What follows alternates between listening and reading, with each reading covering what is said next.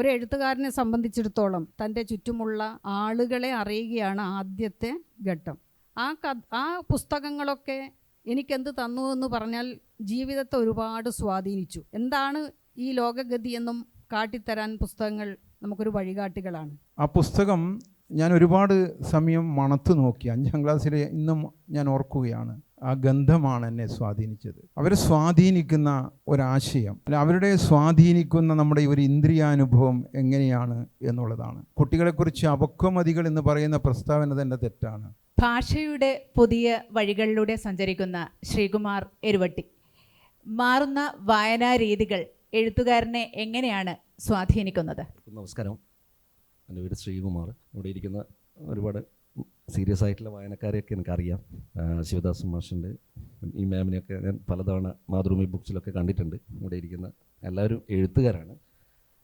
എൻ്റെ മേഖല ഫോട്ടോഗ്രാഫിയാണ്. എന്നാലും പുസ്തകത്തെ ചേർത്ത് പിടിക്കുന്ന ഒരാളാണ് ഞാൻ. എൻ്റെ വായന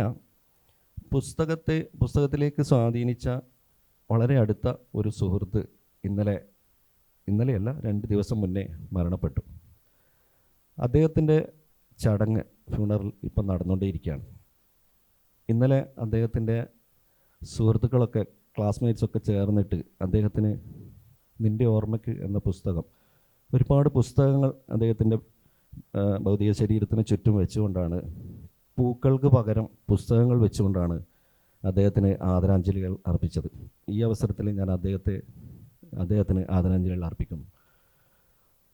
അതുപോലെ എൻ്റെ വായന എന്ന് പറയുന്നില്ല, മിക്കവാറും എല്ലാവരെയും വായന വളരുന്നത് പൂമ്പാറ്റ, ബാലരമ തുടങ്ങിയ പുസ്തകങ്ങളിലൂടെ തന്നെ ആയിരിക്കും. അത് കഴിഞ്ഞാൽ പിന്നീട് നമ്മൾ മംഗളം അങ്ങനെയൊക്കെയുള്ള പുസ്തകങ്ങൾ, അതിന് മുന്നേ തന്നെ നമ്മൾ പി നരേന്ദ്രനാഥിൻ്റെയും അതുപോലെ ഹൈസ്കൂളിലൊക്കെ എത്തുമ്പോഴത്തേക്കും ദുർഗാപ്രസാദ് ഖത്രിൻ്റെയും ഇത്തരത്തിലുള്ള ഡിറ്റക്റ്റീവ്, പോയിറോട്ടിൻ്റെയും അത്തരത്തിലുള്ള ഡിറ്റക്റ്റീവ് പുസ്തകങ്ങളൊക്കെ ആയിരുന്നു. അതിനുശേഷമാണ് മാധവിക്കുട്ടിയിലേക്കും ബഷീറിലേക്കും പിന്നെ നമ്മൾ എത്തുന്നത്. പിന്നീട് ആനന്ദിലേക്കും സീരിയസ് ആയിട്ടുള്ള വായനയിലേക്ക് വരുന്നത് ഇതുപോലെ ഒരുപാട് സൗഹൃദ കൂട്ടായ്മകളിലൂടെയാണ്. അപ്പോൾ കൈരളി നടത്തുന്ന ഈ ഒരു വലിയ ഉദ്യമം, ഇതിൻ്റെ എനിക്ക് തോന്നുന്നത് ഇവിടെ 4ാമത്തെ, ഇതിൻ്റെ ഒരു സംഘാടകനായിട്ട് ഒക്കെ ഇതിൻ്റെ കൂടെ ചേർന്ന് നിൽക്കുന്ന ഒരാളാണ് ഞാൻ.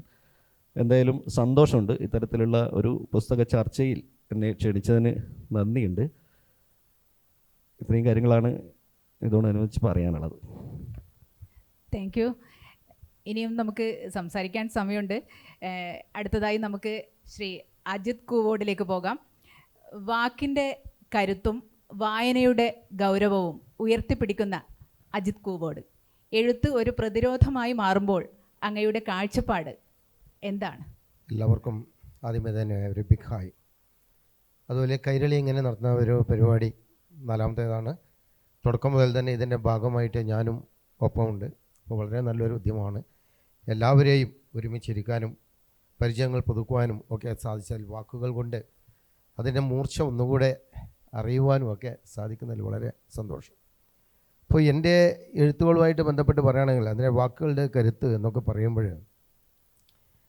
നമ്മൾ ഏതൊരു പണിയായുധവും പണിഞ്ഞെടുക്കുന്നത് പോലെ തന്നെയാണ്.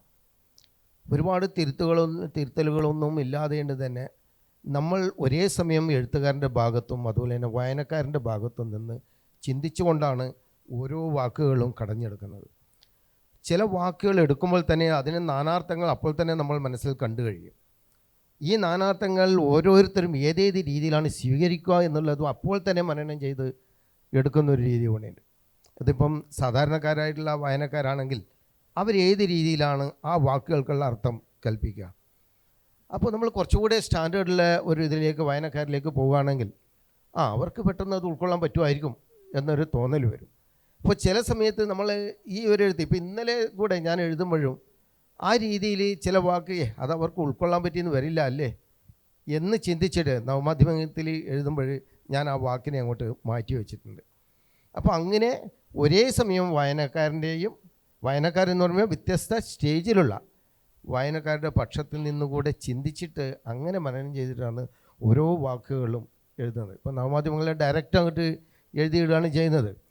അപ്പോൾ ഒരുപാട് അഭിനന്ദനങ്ങളൊക്കെ ആ രീതിയിൽ നമ്മുടെ മധുപാൽ ഉൾപ്പെടെയുള്ള നമ്മൾ മുന്നത്തെ കഴിഞ്ഞ വർഷത്തെ നമ്മുടെ ഈ ഫെസ്റ്റിവലൊക്കെ ഞാൻ അവരുടെ പ്രസംഗമൊക്കെ അതേപടി വളരെ നല്ല രീതിയിൽ തന്നെ അതങ്ങനെ എഴുതിയെടുത്ത് മാധ്യമങ്ങളിലൊക്കെ പോസ്റ്റ് ചെയ്തിട്ടുണ്ടായിരുന്നു. അപ്പോൾ അത് ഏറെ ചർച്ച ചെയ്യപ്പെടുകയാണ്. അതുപോലെ ഏതൊരു എഴുത്തുകാരും വന്നു കഴിഞ്ഞാൽ നമ്മൾ ആ പരിപാടിയുടെ ഭാഗമാകുമ്പോൾ നമ്മുടെ കൂടെ കാഴ്ചപ്പാടുകൾ ചേർത്ത് വെച്ചുകൊണ്ട് അത് എഴുതിയിടുന്നത് ഏറെ ചർച്ച ചെയ്യപ്പെടാറുണ്ട്. അതുപോലെ പുസ്തക നിരൂപണങ്ങൾ, എൻ്റേത് 3 ചെറുകഥാ സമാഹാരങ്ങളാണ് ഇപ്പോഴായിട്ടുള്ളത്. പുസ്തക നിരൂപണങ്ങൾ ഒരുപാട് എഴുതുന്നുണ്ട്. അത് വായിക്കുമ്പോഴും ഈ പറയുന്ന രീതിയിൽ ക്ലൈമാക്സ് എന്താണെന്ന് വിളിച്ചു പറയാതെ തന്നെ വായനക്കാരെ പൂർണ്ണമായും വായനയുടെ ആ രീതിയിലേക്ക് ആകർഷിക്കുന്ന രീതിയിലാണ് അതിൻ്റെ അവതരണം നടത്താറ്, ആ നിരൂപണം തന്നെ നടത്തി കൊടുക്കാറുള്ളത്. അതതിൻ്റെ രീതി അങ്ങനെയാണ്. പിന്നെ പറയുന്നത് പൊതുവേ ഒരു സംസാരിക്കുമ്പോൾ പോലും ഒരു കട്ട് ആൻഡ് ത്രോൺ എന്നുള്ളതാണ്, കുറച്ചുകൂടെ മയത്തിലാണെങ്കിലും അങ്ങ് പ്രതികരിക്കുന്ന ഒരു രീതിയാണ്. അത് സ്വാഭാവികമായിട്ടും എഴുത്തിലും കൊണ്ടുവരും. പിന്നെ എഴുത്തിലൂടെ പണ്ട് മുതലേ ഉള്ളൊരു രീതി എന്ന് പറയുമ്പോൾ ഏതെങ്കിലും ഒരു സ്ഥലത്ത് പോയി കഴിഞ്ഞാൽ, ബന്ധുവീടുകളിലായാലും മറ്റൊക്കെ പോയി കഴിഞ്ഞാൽ ചെറുപ്രായത്തിൽ തന്നെ യാത്രകളേറെ ഇഷ്ടമാണ്. ട്രാവലോഗ്സ് ഇവിടെ എഴുതാറുണ്ട്. അപ്പോൾ പോയി വന്നിട്ടാകുമ്പം വീട്ടിലെത്തിയിട്ട് ഞാൻ ഇതിൻ്റെ ഒരു വിവരണം കൊടുക്കാറുണ്ട്. അതൊന്ന് അച്ഛൻ്റെ പെങ്ങൾ, നമ്മുടെ ഈ കനായിട്ട് ഭാര്യ ശാരദ ടീച്ചറുടെ ഒന്നിച്ച് ജോലി ചെയ്തിട്ടില്ല ജാനകി ടീച്ചർ, അച്ഛൻ്റെ ചേച്ചി. അപ്പോൾ അവരടുത്ത് വന്നിരുന്ന് ഞാൻ താഴെ ഇരിക്കും, അവരിങ്ങനെ കസേരയിലിരിക്കും.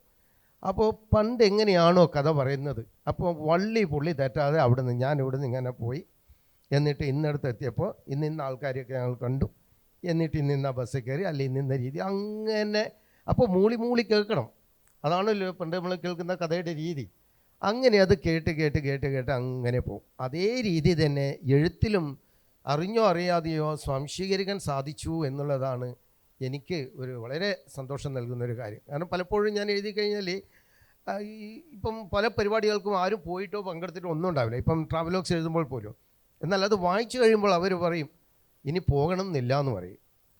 പുള്ളി തെറ്റാതെ അത് ഞാൻ നേരത്തെ പറഞ്ഞതല്ലേ, ഓരോ ഇപ്പോൾ കുട്ടികളുടെ കാഴ്ചപ്പാടിൽ അത് എന്തായിരിക്കും എന്നുള്ള രീതിയിൽ, കുറച്ചുകൂടെ മുതിർന്നവരുടെ രീതി എന്തായിരിക്കും, അതൊക്കെ സ്വാംശീകരിക്കുന്ന രീതിയിലായിരിക്കും ആ എഴുത്ത് പോകുന്നത്. അപ്പോൾ അതുതന്നെ ഞാൻ ഇപ്പം നുറുങ്ങ് വീഡിയോ എന്ന് പറഞ്ഞിട്ട് ചെറിയ വീഡിയോസൊക്കെ ചെയ്യുന്നുണ്ട്. അപ്പോൾ അതിലേക്കും ഇതേപോലെ ഷാർപ്പായിട്ട് കാര്യങ്ങളുണ്ട്. എനിക്ക് അംബുജ മാഡം പറഞ്ഞതിൽ ഒരു ചെറിയൊരു കാര്യം കൂടി അതിനോട് കോർത്ത് പറയുകയാണെങ്കിൽ, ഈ സ്ത്രീപക്ഷ എഴുത്തുമായിട്ട് ബന്ധപ്പെട്ടൊക്കെ പറഞ്ഞല്ലോ. പക്ഷെ കുറേ കാര്യങ്ങളിൽ നമ്മൾ ഈ സ്ത്രീകൾ തന്നെ പലപ്പോഴും പ്രതികരിക്കാൻ മടിക്കുന്നു എന്നുള്ള ഒരു അനുഭവമാണ് നമുക്ക് കാണാൻ പറ്റുന്നത്. നമുക്ക് എഴുതി വയ്ക്കുക, നിങ്ങൾ ചർച്ച ചെയ്യണം എന്നൊക്കെ പറയാമെന്നല്ലാതെയുണ്ട്. അതേസമയം കരുത്തുറ്റ പ്രതികരണശേഷിയുള്ള ഒരു സ്ത്രീ സമൂഹം കൂടെ ഇനിയും ഉയർന്നു വരേണ്ടതുണ്ട്. അതിൻ്റെ പവർ വളരെ കുറവാണ്. ഈ കഴിഞ്ഞ ദിവസം ഉണ്ടായ ഒരു അനുഭവം കൂടെ ഇവിടെ ഒന്ന് സൂചിപ്പിക്കാം. ഞാൻ മംഗലാപുരത്തുനിന്ന് ഇങ്ങനെ ട്രെയിനിൽ വന്നുകൊണ്ടിരിക്കുന്ന സമയത്ത് കാഞ്ഞങ്ങാടിൽ നിന്ന് ഒരു മാന്യനൊക്കെ ചെയ്ത് ട്രെയിനിൽ കയറിയിട്ടുണ്ടായിരുന്നു. അപ്പോൾ ഞാൻ റിസർവേഷൻ കോച്ചിൽ അങ്ങനെ ഇരുന്ന് യാത്ര ചെയ്യുകയാണ്. അപ്പോൾ പുള്ളി അതിൻ്റെ അടുത്ത് വന്നിരിക്കുന്നു. പുള്ളിക്ക് റിസർവേഷൻ ഇല്ല എന്നുള്ള കാര്യം ഉറപ്പായിരുന്നു. പിന്നീടുള്ള സംഭാഷണങ്ങൾ നിന്നു. അങ്ങനെയാണ് ചെറുവത്തൂരിൽ നിന്ന് അങ്കമാലിക്ക് ഒരു കല്യാണത്തിന് പോകുന്ന ഒരു വലിയ ടീം തന്നെ കയറിയിട്ട് അവർ 3 ബോഗിയിലായിട്ടാണ് അവർ ഇരിക്കുന്നത്. അപ്പോൾ ഇതിൻ്റെ ടീം ലീഡർക്കുള്ള ഒരു ടെൻഷൻ ഉണ്ടാകും. കാരണം എല്ലാവർക്കുമുള്ള സീറ്റൊക്കെ ഒന്ന് അതാത് സീറ്റിൽ ഇരുത്തി എല്ലാവരും ഓക്കെ ആണ്, കംഫർട്ടബിൾ ആണ് എന്ന് ഉറപ്പാക്കുക എന്നുള്ളത്.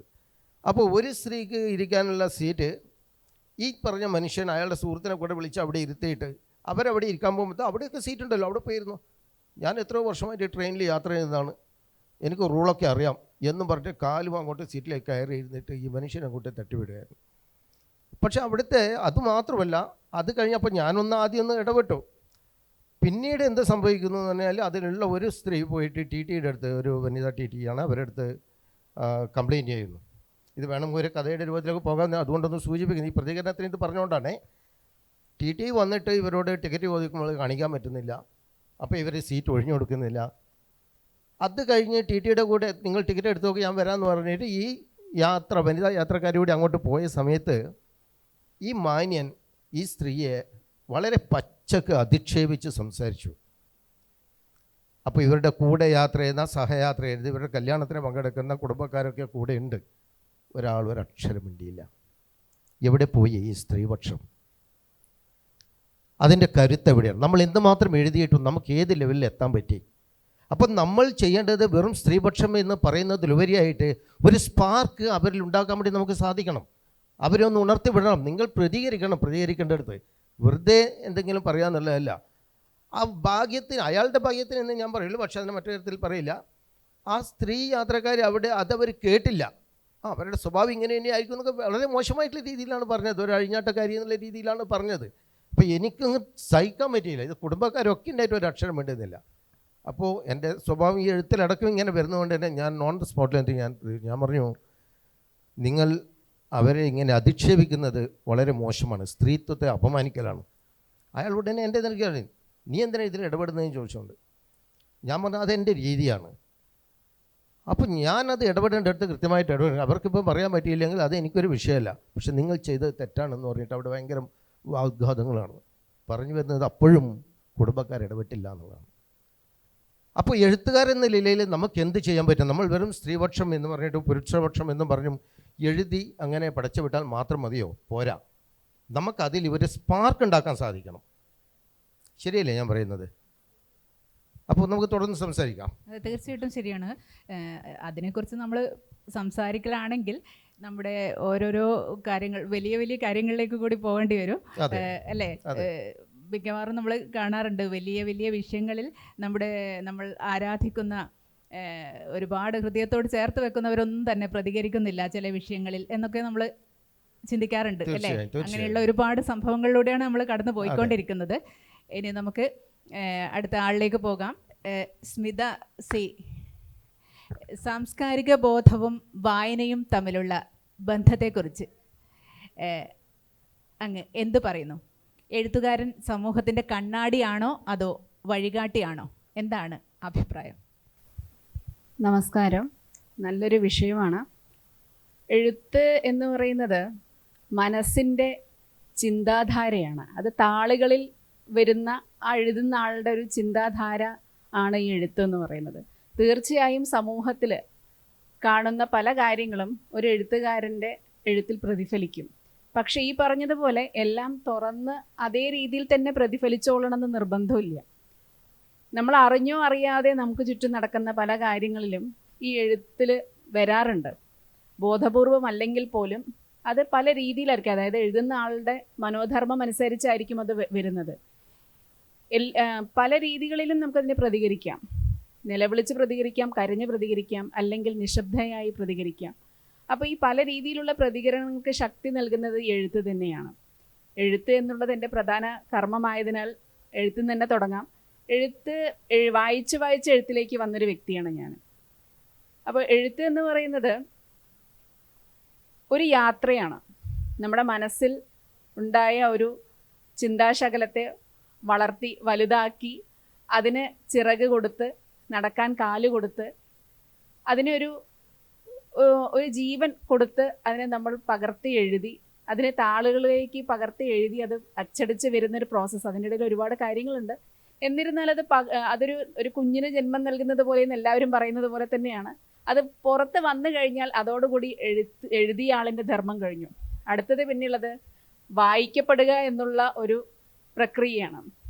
ഈ വായനക്കാരനാണ് പിന്നെ അടുത്തത് നിശ്ചയിക്കേണ്ടത് ഈ എഴുതിയ കാര്യം അതിൻ്റെ അതേ ഫലവത്തതയോട് കൂടിയിട്ട് വായിക്കുന്ന ആളിലേക്ക് എത്തുന്നുണ്ടോ. നമുക്ക് കിട്ടുന്ന ഓരോ ഇപ്പോൾ റിവ്യൂസ് ആയിക്കോട്ടെ, ഇപ്പോൾ വായനക്കാർ ഇവിടെ ഒരുപാടുണ്ട്. അപ്പോൾ അതാണ് യഥാർത്ഥത്തിൽ പിന്നെ ആ എഴുത്തിനെ മുന്നോട്ട് കൊണ്ടുപോകുന്നത്. പല നല്ല പുസ്തകങ്ങളും അറിയപ്പെടാതെ പോകുന്നുണ്ട്. പിന്നീട് കുറേ കാലത്തിന് ശേഷമാണ് അത് പുറത്തേക്ക് വരുന്നത്. ഇങ്ങനൊരു പുസ്തകം ഉണ്ടായിരുന്നു, ഇത്രയും കാതലായ കാര്യം അതിൽ പറഞ്ഞു വെച്ചിട്ടുണ്ട് എന്നുള്ളത് പുറത്തേക്ക് വരുന്നതൊക്കെ ചില സമയത്ത് അതായിരിക്കില്ല. ആ പുസ്തകത്തിൻ്റെ ഒരു നിയോഗം എന്ന് പറയുന്നത് ആ കാലഘട്ടത്തിലായിരിക്കാം വന്നിട്ടുണ്ടാവുക. ഒരുപക്ഷെ അത് ഇറങ്ങിയ സമയത്ത് അത്രയ്ക്ക് അതിനെ ശ്രദ്ധിക്കപ്പെട്ടിട്ടുണ്ടാവില്ല. സുഭാഷ് ചന്ദ്രൻ തന്നെ പറഞ്ഞിട്ടുണ്ട്, മനുഷ്യനെന്ന ആമുഖം എന്ന് പറഞ്ഞ പുസ്തകം ഇറങ്ങിയതിൻ്റെ 2ാമത്തെ ദിവസം വരും ഒരു കോപ്പിയാണ് അത്ര വിറ്റുപോയത്. അതിനുശേഷം അത് അവാർഡ് കിട്ടിയ ശേഷമാണ് ആ പുസ്തകം വിറ്റുപോയത് എന്നുള്ളത്. അപ്പോൾ ചില സന്ദർഭങ്ങളിൽ ശ്രദ്ധിക്കപ്പെടുമ്പോൾ മാത്രമാണ് ഇത്രയും ഒരു പുസ്തകം അവിടെ വായനക്കാരിലേക്ക് എത്തുന്നത്. പക്ഷെ ഇന്നത്തെ കാലഘട്ടം ഒരുപാട് മാറി. സോഷ്യൽ മീഡിയയുടെ ഒരു തരംഗം ഞാൻ പോസിറ്റീവായിട്ടേ കാണുന്നുള്ളൂ. പണ്ടൊരു കാലഘട്ടത്തിൽ നമുക്ക് അറിയില്ലായിരുന്നു പുസ്തകങ്ങളുള്ളതും അത് ഏതൊക്കെയാണെന്ന്. പക്ഷെ ഇന്ന് സുലഭമാണ്, എങ്ങനെ വേണമെങ്കിലും നമുക്ക് അറിയാൻ പറ്റും. മാർക്കറ്റിൽ ഇന്ന പുസ്തകമുണ്ട്.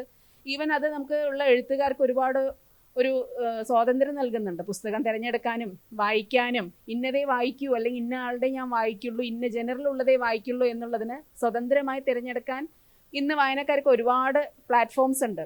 പിന്നെ ഈ റിവ്യൂസ് വരുമ്പോൾ ഞാൻ കാണുന്നൊരു പോസിറ്റീവ് സൈഡ് എന്ന് പറഞ്ഞാൽ ആ സത്യസന്ധമായൊരു റിവ്യൂ ആണെങ്കിൽ വായനക്കാരന് അതിൻ്റെ ഉള്ളടക്കം ഒരുവിധം വായിച്ച ശേഷം അവനെ തിരഞ്ഞെടുക്കാൻ പറ്റും. പണ്ടത്തെ ഒരു കഥ ആ ബ്ലർബ് മാത്രം നോക്കി മുന്നോട്ട് പോകണം എന്നൊരു നിർബന്ധമൊന്നുമില്ല. അപ്പോൾ തീർച്ചയായും വായിക്കപ്പെടുക എന്നുള്ളത് തന്നെയാണ് ഒരു പുസ്തകത്തിന് കിട്ടുന്ന ഏറ്റവും വലിയ ഒരു സമ്പത്ത്, അല്ലെങ്കിൽ അതിന് കിട്ടാവുന്ന അർഹിക്കപ്പെടുന്ന ഒരു പട്ടം എന്ന് ഞാൻ പറയുള്ളൂ. പക്ഷേ എഴുത്ത് എന്ന് പറയുന്നത് ഭാരിച്ചൊരു ഉത്തരവാദിത്വം തന്നെയാണ്. കാരണം വെറുതെ നമ്മൾ ഒരു പുസ്തകവും വെറുതെ ഒന്നും എഴുതിപ്പെടുന്നില്ല. അതിൽ നിക്ഷിപ്തമായ ചില മെസ്സേജസ് അതിൽ തീർച്ചയായും ഉണ്ടാവും. പക്ഷെ അത് വായിച്ച് അതിനെ ഇൻ്റർപ്രറ്റ് ചെയ്യുന്ന വിധത്തിലായിരിക്കും പുറത്തേക്ക് വരുന്നത്. ഇപ്പോൾ ഒരേ പദ്യം തന്നെ ഒരു 10 പേര് വായിച്ചിട്ടുണ്ടെങ്കിൽ 10 വ്യത്യസ്ത തലങ്ങളിൽ അതിനെ വർണ്ണിക്കാമെന്ന് പറയുന്നത് പോലെ വായനക്കാരനാണ് പിന്നീട് അതിനെ നിശ്ചയിക്കുന്നത്. എന്താണ് എഴുതിയിരിക്കുന്നത്, എങ്ങനെയാണ് ഞാൻ അതിനെ എടുക്കേണ്ടത്, എങ്ങനെയൊക്കെ അതിനെ നമുക്ക് ഇൻ്റർപ്രറ്റ് ചെയ്ത് പുറത്തേക്ക് വരാമെന്നുള്ളത്. അപ്പോൾ ആ ഒരു യാത്രയിലാണ് തീർച്ചയായും ഇനിയും വായിക്കപ്പെടുക, അല്ലെങ്കിൽ ഇനി എഴുത്തിലേക്ക് പോവുക, എഴുതുക എന്നുള്ളത് തന്നെയാണ് മുന്നോട്ട് വയ്ക്കുന്ന കാര്യങ്ങൾ. ഇതിൽ ഒന്നും തന്നെ നൈമിഷികമല്ല, അല്ലെങ്കിൽ എളുപ്പമുള്ള വഴികളല്ല. വായനയാണെങ്കിലും എഴുത്താണെങ്കിലും അനുഭവങ്ങളുടെ ഒരു യാത്ര തന്നെയാണ് ഈ എഴുത്തിലൂടെ പുറത്തേക്ക് വരുന്നതും. വായനക്കാരാണെങ്കിലും ആ യാത്രയിലൂടെ ആ ഒരു സമയത്ത് ആ എഴുത്തുകാരൻ്റെ മനസ്സിനൊപ്പം ചലിക്കുന്നു, അല്ലെങ്കിൽ യാത്ര ചെയ്യുന്നു എന്നേ നമുക്ക് പറയാൻ പറ്റുള്ളൂ. അപ്പോൾ തീർച്ചയായും അങ്ങനെയുള്ള യാത്രികരെ കിട്ടുന്നത് ഭാഗ്യം തന്നെയാണ്. നന്ദി. Thank you. ഇനി നമുക്ക് പ്രിയ വിവിയിലേക്ക് പോകാം. പുതിയ കാലത്തെ സാഹിത്യ പരിസരങ്ങളെക്കുറിച്ച് പ്രിയയ്ക്ക് എന്താണ് പറയാനുള്ളത്? അനുഭവം എങ്ങനെയാണ് സർഗാത്മകതയായി പരിണമിക്കുന്നത്?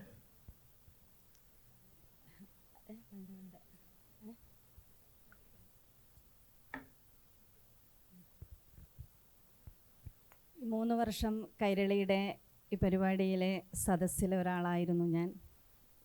ഈ വർഷം വേദിയിലിരിക്കാൻ എനിക്ക് അവസരമൊരുക്കി തന്ന കൈരളി ബുക്സിന് ആദ്യം തന്നെ ഞാൻ നന്ദി പറയുന്നു.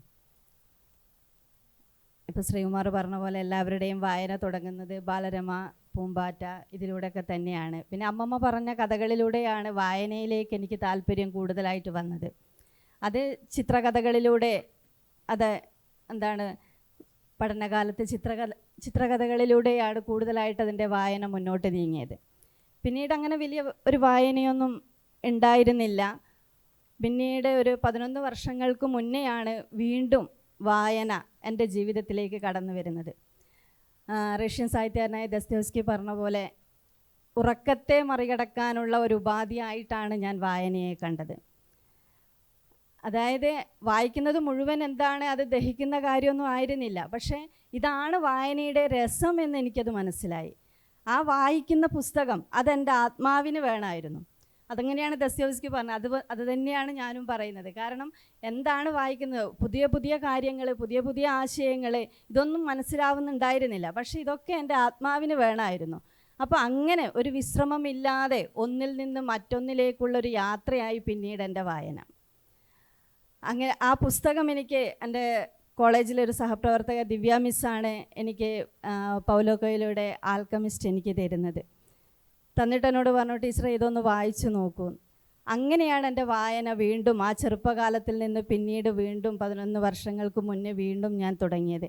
പിന്നീട് വായന നിരന്തരമായിട്ട് തുടർന്നുകൊണ്ടേ പോന്നു. പിന്നീട് കൊറോണ സമയത്താണ് വീണ്ടും വായനയൊന്നും മുടങ്ങിയത്. ലൈബ്രറിയിൽ പോകാൻ കഴിയില്ല, അങ്ങനെയൊക്കെ ചെറിയൊരു പ്രശ്നങ്ങൾ വന്നു. പിന്നെ എന്നാലും വായന നിർത്തിയിരുന്നില്ല. പിന്നെ റീഡേഴ്സ് ബ്ലോക്ക്, ആ ഒരു സംഭവം വായിക്കുന്ന എല്ലാവർക്കും ഉണ്ടാവുമെന്ന് എനിക്ക് തോന്നുന്നു. അപ്പോൾ ആ റീഡേഴ്സ് ബ്ലോക്ക് വന്ന സമയത്താണ് മയ്യിൽ സഫ്ദർ ഹാഷ്മി വായനശാല ഒരു വായനാ ചാലഞ്ച് നടത്തുന്ന ഒരു വിവരം ഞാൻ ഒരു മാതൃഭൂമി ഗ്രൂപ്പ്സിലൂടെ ഞാൻ കണ്ടത്. ആ ഗ്രൂപ്പ്സിൽ കണ്ടത്. അങ്ങനെ ഞാൻ അവിടെ എത്തി. വർഷത്തിൽ 40 പുസ്തകങ്ങൾ വായിക്കണം എന്നായിരുന്നു അവരുടെ ചാലഞ്ച്. വായിക്കുക മാത്രമല്ല, അതിനെക്കുറിച്ച് ആസ്വാദനക്കുറിപ്പ് കൂടി നമ്മൾ എഴുതണം. അങ്ങനെ ആ ചാലഞ്ചിൽ പങ്കെടുത്തു. ആ ചാലഞ്ചിൽ ഇപ്പോൾ 3ാമത്തെ വർഷമാണ്. അപ്പോൾ വായന എനിക്ക് എന്താ പറയേണ്ടത്, വിശ്രമം തരാത്തൊരു ജോലിയായിട്ട് തന്നെ മുന്നോട്ട് പോകുന്നുണ്ട്. പിന്നെ സോഷ്യൽ മീഡിയ, ഇപ്പോൾ വായന എന്ന് പറയുന്ന ഒരു വിശാലമായിട്ടുള്ള ലോകമാണ്. ഇപ്പോൾ വായിക്കുമ്പം അത് എൻ്റെ അനുഭവമാവാം, നിങ്ങളുടെ അനുഭവമാവാം, അല്ലെങ്കിൽ നമ്മുടെ ചുറ്റുമുള്ളവരുടെ അനുഭവമായിട്ട് നമുക്കത് മാറാം. നമുക്ക് വായനയെക്കുറിച്ച് പറയാമെന്ന് വെച്ചാൽ നമുക്ക് പറയാം, അത് ഏത് ഗ്രന്ഥിയെയാണ് നമുക്കത് തൊടുന്നതെന്ന് നമുക്ക് പറയാൻ സാധിക്കില്ല. ചില സമയം നമ്മളെ ആത്മഹത്യയിൽ നിന്ന് രക്ഷിച്ചിട്ടുണ്ടാവാം, അല്ലെങ്കിൽ പീഡനത്തിൽ നിന്ന് നമ്മളെ പുറത്ത് ചാടാനുള്ള ഒരു രക്ഷാമാർഗമായിട്ടുണ്ടാവാം. അപ്പോൾ അങ്ങനെയൊക്കെയാണ് എനിക്ക് പുസ്തകങ്ങൾ ഒരു ലഹരിയായിട്ട് എൻ്റെ ജീവിതത്തിൽ മാറിയത്. പിന്നെ ഇപ്പോൾ ടീച്ചർ പറഞ്ഞ പോലെ തന്നെ നമ്മൾ സോഷ്യൽ മീഡിയ കൂടുതലായിട്ട് നമുക്ക് പുസ്തകങ്ങൾ കണ്ടെത്താനും അല്ലെങ്കിൽ അത് പരിചയപ്പെടുത്താനും നമുക്ക് സാധിക്കുന്നുണ്ട്. ആ റിവ്യൂ എന്ന് പറയുന്നത് നമുക്കത് പുസ്തകങ്ങൾ വായിച്ചിട്ട്, ഇപ്പോൾ എൻ്റെ വായന ആയിരിക്കില്ല നിങ്ങളുടെ വായന, അപ്പം ആ ഒരു വായനക്കനുസരിച്ചിട്ട് നമുക്ക് നമ്മുടെ വായനക്കനുസരിച്ച് ആ റിവ്യൂ അവിടെ എഴുതാൻ എനിക്ക് സാധിക്കുന്നുണ്ട്. അതുപോലെ തന്നെ നല്ല പുസ്തകങ്ങളൊക്കെ ആണെങ്കിൽ അതിൻ്റെ റീല് ചെയ്യും.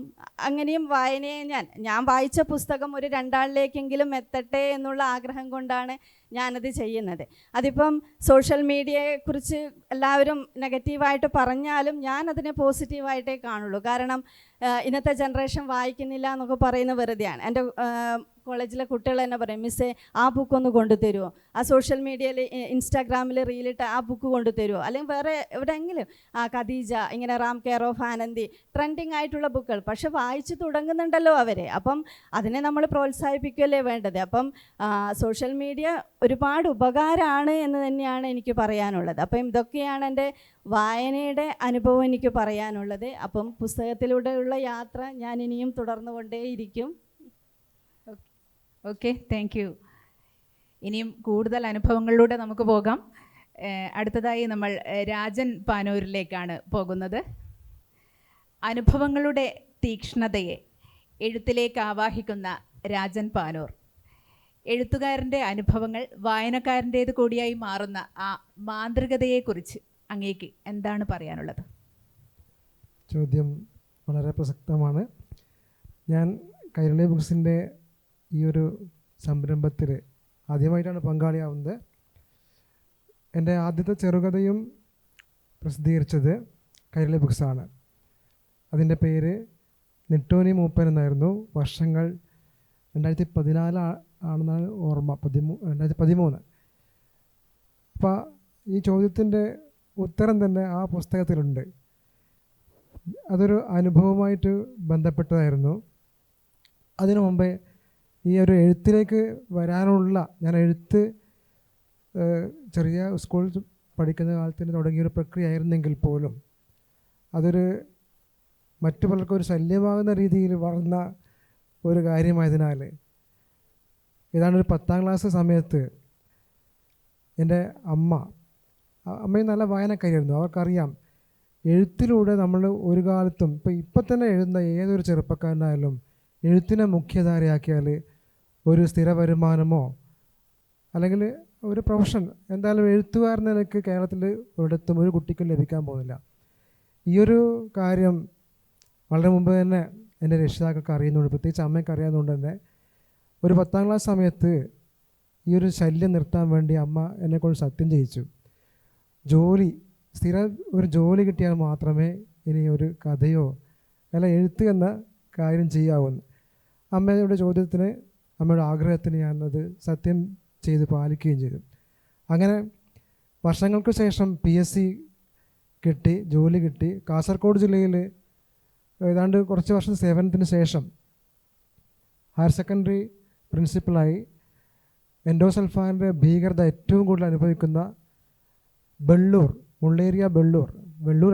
പയ്യന്നൂരാണ്, മുള്ളേരിയ ബെള്ളൂർ എന്ന ഭാഗത്ത് എത്തിയപ്പോൾ അവിടെ ഉണ്ടായ ഒരു അനുഭവമാണ് ഈ ഒരു നെട്ടോനി മൂപ്പൻ എന്ന ഒരു കഥയായി മാറിയത്. +1 അഡ്മിഷൻ നടക്കുന്ന സമയത്ത് ഏകജാലക പ്രവേശനമായിരുന്നു. അപ്പോൾ സ്ഥിരം അവിടെയുള്ള ആൾക്കാർ വന്ന് അന്വേഷിക്കും എങ്ങനെയാണ് എന്തൊക്കെയാണെന്ന്. അപ്പോൾ ഒരു ദിവസം ഒരു കാഴ്ചയിൽ വ്യത്യസ്തനായ ഒരു മനുഷ്യൻ, അതൊരു ചുവന്ന പട്ട് ഉടുത്ത് ചെവിയിൽ കുറച്ച് അവിടെയുള്ള പ്രാദേശികമായിട്ടുള്ള ആഭരണങ്ങളൊക്കെ ഇട്ട് കുറേ മാലകളൊക്കെ ഇട്ടിട്ടുള്ള ഒരാൾ ഓഫീസ് റൂമിലേക്ക് കടന്നു വരികയും അയാളുടെ മകൻ്റെ കുട്ടിക്ക് ഒരു അഡ്മിഷൻ വേണം, +1. അതിനെക്കുറിച്ചുള്ള സംശയം ചോദിക്കാനായിരുന്നു വന്നത്. അപ്പോൾ കാര്യങ്ങളിൽ ഞാൻ പറഞ്ഞു കൊടുത്തു എങ്ങനെയാണ് ഏകജാലക വഴി അപേക്ഷ അയക്കേണ്ടത്. ഇതൊക്കെ ചെയ്ത ശേഷം ഞാൻ നിൽക്കുമായിരുന്നു, അയാൾ കണ്ടപ്പോൾ ഞാൻ നിൽക്കുമായിരുന്നു. അയാൾ പോകുമ്പോൾ കുറച്ച് മുമ്പോട്ട് നിന്നു. അപ്പോൾ ഓഫീസ് റൂമിൽ അയാൾ തിരിഞ്ഞു നടക്കാതെ ഏതാനും സ്റ്റെപ്പ് പിറകോട്ട്, ഒരു 3 സ്റ്റെപ്പ് എന്ന് പറഞ്ഞാൽ ഒരു 6 അടി ദൂരത്തോളം ഗ്യാപ്പ് ഞാനും അയാൾ കിട്ടുന്ന രീതിയിൽ പിറകോട്ട് മാറുകയും പെട്ടെന്ന് എൻ്റെ കാൽക്കീഴിലേക്ക് സാഷ്ടാംഗം വീഴുകയും ചെയ്തു. അത് അദ്ദേഹത്തിൻ്റെ ഒരു രീതിയാണെന്ന് പിന്നീട് അറിഞ്ഞത്.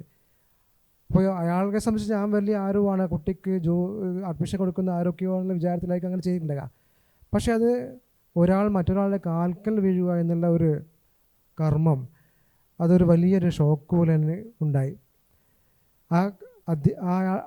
ആളുടെ പേരാണ് നെട്ടോനി മൂപ്പൻ. അത് തന്നെ ദിവസങ്ങളോളം മനസ്സിലിട്ടിരുത്തിയിട്ടാണ് നെട്ടോനി മൂപ്പൻ എന്ന കഥ എഴുതിയതും അതിന് എൻഡോസൾഫാൻ്റെ പശ്ചാത്തലം കൊടുക്കുന്നതും അത് കുറേ പേർ വായിക്കാൻ ഇടവരികയും ചെയ്തു. അപ്പോൾ പിന്നീട് അങ്ങോട്ട് ഞാൻ പിറകിലേക്ക് സഞ്ചരിച്ചു. ഒരുപാട് അനുഭവങ്ങൾ, ഏതൊക്കെ അനുഭവങ്ങളാണ് എൻ്റെ വളർച്ചയിൽ ഉടക്കി നിന്നത്, അതിലൊക്കെ ഓരോരോ ഊന്നൽ നൽകിയാണ് പിന്നീടുള്ള ആകെ 10 പുസ്തകങ്ങൾ എൻ്റെ വക ഇറങ്ങിയിട്ടുള്ളൂ. എല്ലാ പുസ്തകങ്ങളിലും ഇങ്ങനെ പഴയ കാലത്തേക്കുള്ള ചില ഊന്നലുകൾ കൊടുത്തുകൊണ്ട് തന്നെയാണ് പൂർത്തീകരണം നടത്തിയത് എന്ന് പറഞ്ഞ് നിർത്തുന്നു. നന്ദി, നമസ്കാരം. Thank you.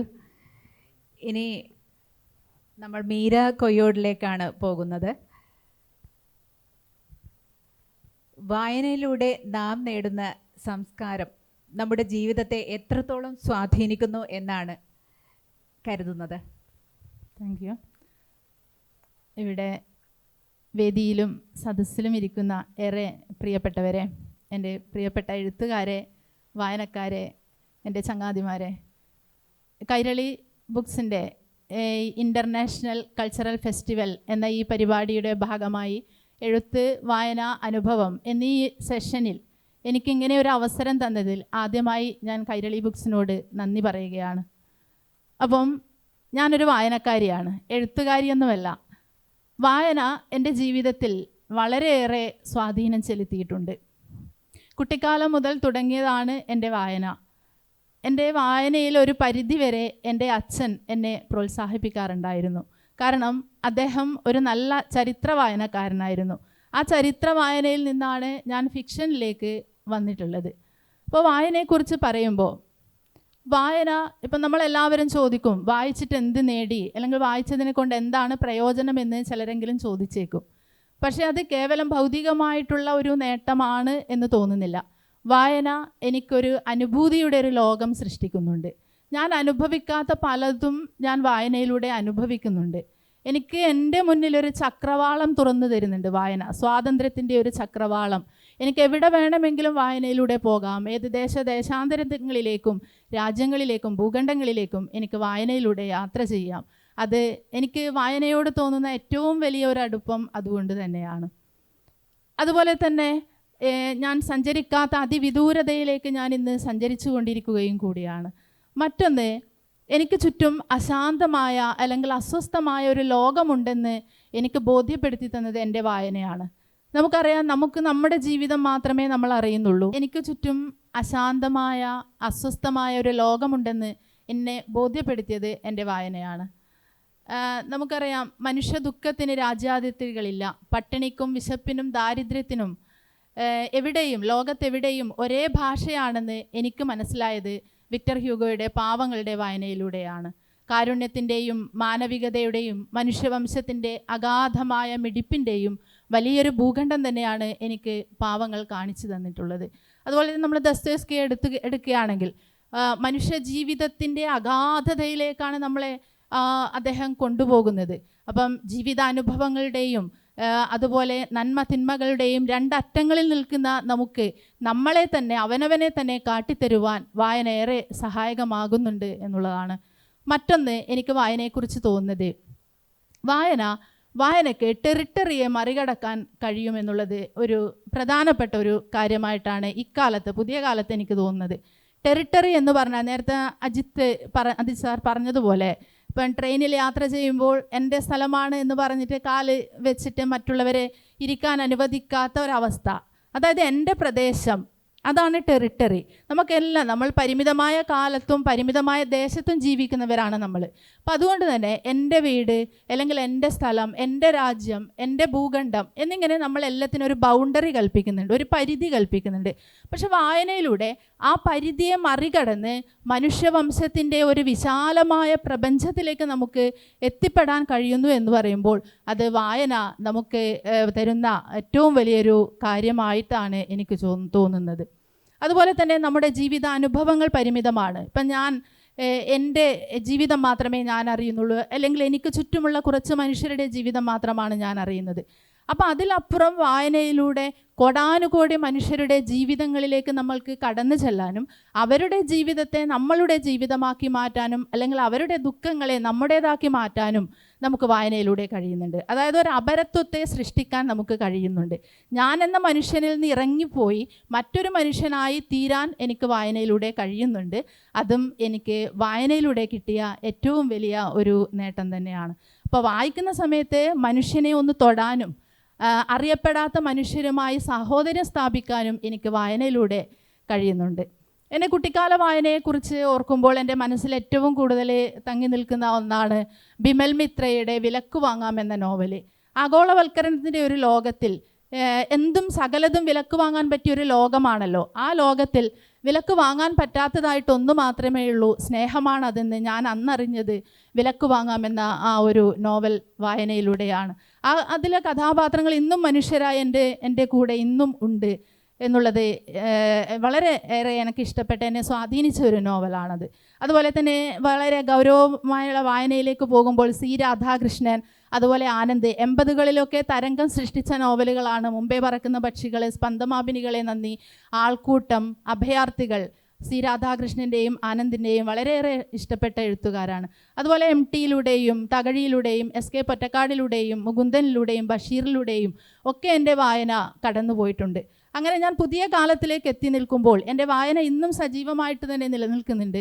പുതിയ കാലത്തിലെ എഴുത്തുകാരെ കുറിച്ച് പറയുമ്പോൾ ഇപ്പം മനീഷ് മുഴക്കുന്ന് നമ്മുടെ ഏറ്റവും പുതിയ കാലത്ത് മുന്നേറി വരുന്ന ഒരു എഴുത്തുകാരൻ, കീളുവാരങ്ങളിലൂടെ വളരെയേറെ ചർച്ച ചെയ്യപ്പെട്ട ഒരു നോവലാണ്. ഒരുപാട് എഴുത്തുകൾ ഇപ്പം നമുക്ക് പറയാം, ഷിനിലാൽ എന്ന എഴുത്തുകാരൻ രാഷ്ട്രീയം കൃത്യമായി എഴുത്തുകളിലൂടെ കൃത്യമായ നിലപാടറിയിക്കുന്ന ഒരു എഴുത്തുകാരനാണ്. അദ്ദേഹത്തിൻ്റെ പല കൃതികളും ഇപ്പോൾ ചർച്ച ചെയ്യപ്പെടുന്നുണ്ട്. അതുപോലെ തന്നെ നമ്മുടെ ചരിത്ര വർത്തമാനങ്ങൾ മനുഷ്യനെ കാലത്തോട് തുന്നിച്ചേർത്തുകൊണ്ട് മരിച്ചുപോയ അല്ലെങ്കിൽ ഒരു ദേശത്ത് ജീവിച്ച മനുഷ്യരുടെ ചരിത്ര വർത്തമാനം പറയുന്ന N. പ്രഭാകരൻ മാഷ്, അദ്ദേഹത്തിൻ്റെ ഒരുപാട് കൃതികൾ നമ്മുടെ ഇന്ന് ചർച്ച ചെയ്യപ്പെടുന്നുണ്ട്. അപ്പോൾ അതുപോലെ തന്നെ ഒട്ടനവധി എഴുത്തുകാർ, ഇപ്പോൾ തപോമയുടെ അച്ഛൻ, ഈ അടുത്ത കാലത്ത് വായിച്ചിട്ടുള്ളത് വെച്ച് എൻ്റെ ഹൃദയം തൊട്ട ഒരു എഴുത്താണ് തപോമയുടെ അച്ഛൻ. അതായത് മനുഷ്യൻ്റെ ആ ഒരു മനസ്സിൻ്റെ നിഗൂഢമായ സഞ്ചാരത്തെയും അതുപോലെ ഒരു അനിർവചനീയമായ മനുഷ്യബന്ധങ്ങളെയും പരപ്പാർന്ന സ്നേഹത്തെയും കുറിച്ച് തപോമയുടെ അച്ഛന് ഈ സന്തോഷ് കുമാർ നമ്മളോട് പറയുന്നുണ്ട്. മനുഷ്യബന്ധങ്ങളുടെ ഒരു വലിയൊരു സംഘർഷാവസ്ഥയാണ് തപോമയുടെ അച്ഛൻ. വളരെയേറെ ഇഷ്ടപ്പെട്ട നോവലാണ്. അതുപോലെ ഒരുപാട് എഴുത്തുകാർ, ഇപ്പം KN പ്രശാന്ത്, പൊന്നം, അതുപോലെ തന്നെ മരണവംശം, ഷാജികുമാർ, അങ്ങനെ ഒട്ടനവധി എഴുത്തുകാർ, വിനോദ് കൃഷ്ണ, മനീഷ്, ഇങ്ങനെ ഒരുപാട് എഴുത്തുകാർ പുതിയ കാലത്തിലേക്ക് ശക്തമായ പ്രമേയങ്ങളുമായി കടന്നു വരുന്നുണ്ട്.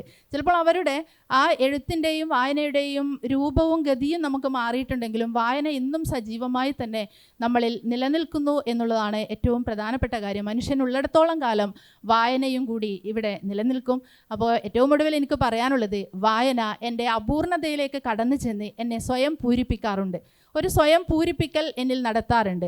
എന്നെ പുതുക്കി പണിയാറുണ്ട് വായന. അതുപോലെ തന്നെ എനിക്ക് ചുറ്റും സമാന്തരമായൊരു ലോകത്തെ ഈ വായന സൃഷ്ടിക്കാറുണ്ട്. കാരണം സമാന്തരമായ ലോകം, ഓൾട്ടർനേറ്റീവ് വേൾഡ്, അപ്പോൾ ഒരുപാട് മനുഷ്യരുമായി ഞാൻ നിരന്തരം സംവദിക്കാറുണ്ട് വായനയിലൂടെ. ആ വായനയെ എനിക്ക് സർഗാത്മകതയായിട്ട് തോന്നുന്നു. അതിലപ്പുറം എൻ്റെ ഒരു ആത്മാന്വേഷണമായിട്ടാണ് വായനയെ ഞാൻ കണക്കാക്കുന്നത്. എല്ലാവർക്കും എൻ്റെ നന്ദി അറിയിക്കുകയാണ്. ഇന്ന് സ്ത്രീകൾക്ക് ഒരുപാട് ഇടങ്ങളുണ്ട് അവരുടെ സ്വാതന്ത്ര്യം പ്രകടിപ്പിക്കാനും സഞ്ചരിക്കാനും അഭിപ്രായങ്ങൾ പറയാനും. പ്രതികരിക്കാത്ത പെൺകുട്ടികൾ നല്ലവർ, പ്രതികരിച്ചു കൊണ്ടിരിക്കുന്ന ആൺകുട്ടികൾ അല്പം കുരുത്തം കെട്ടവരെന്ന് പറയും. ഇവിടെ ഇരിക്കുന്ന പലരും ഒറ്റയ്ക്ക് കരയാറുണ്ട്. അതുകൊണ്ട് നമ്മൾ ദുർബലരാണ് എന്ന് പറയാൻ പറ്റില്ല. അടുക്കളയിലെ സ്ലാബിൻ്റെ മുകളിൽ മൊത്തം ഉറുമ്പുകൾ ഇങ്ങനെ വരിവരിയായി നിന്നിട്ടുണ്ടാവും. ഈ ഉറുമ്പുകളോട് പൊരുതാനാണ് എൻ്റെ ഭാര്യ നിയോഗിക്കപ്പെട്ടത്. അവൾ ഉറുമ്പുകളോടും അതേപോലെ എന്നോടും ശകാരിക്കാൻ തുടങ്ങി. നമ്മുടെ കുട്ടികൾ ലോകത്തെ കാണുന്നത് ഒരുപക്ഷെ മുതിർന്ന നമ്മളെക്കാളും ഒരു നിരീക്ഷണ പാടവത്തോടെയാണ്. കുട്ടികളിൽ നിന്ന് ഒരുപാട് അറിവുകൾ സ്വീകരിക്കപ്പെടാൻ എഴുത്തുകാർക്ക് പ്രത്യേകിച്ച് കഴിയും.